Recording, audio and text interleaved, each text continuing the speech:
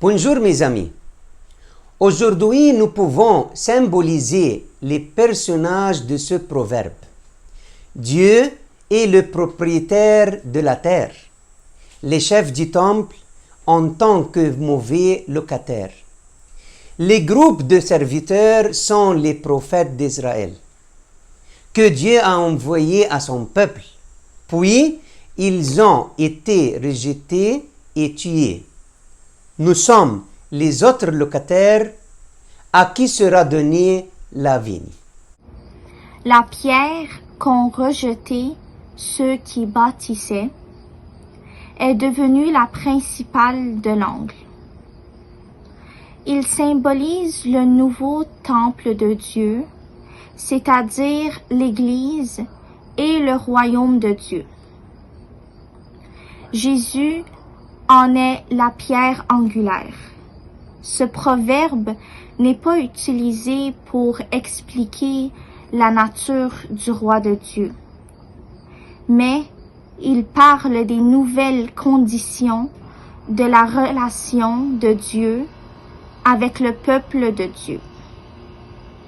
Jésus ne nous a pas dit que notre religion ou croyance est mauvaise. Au contraire, cela indique que notre pratique de cette croyance est futile.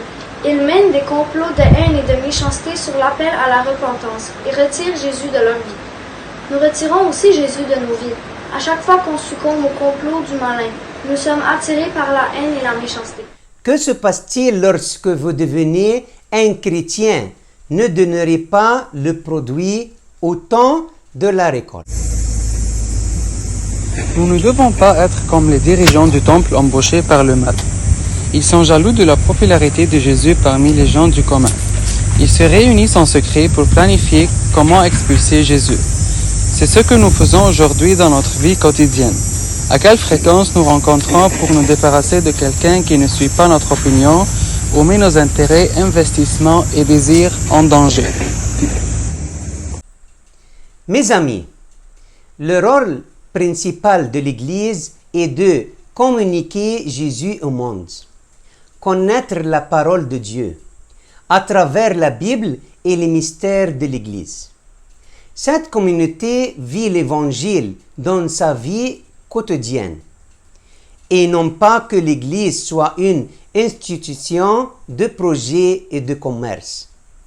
Chacun de nous devrait se demander: si vous étiez croyant, qu'avez-vous fait de Jésus? Amen.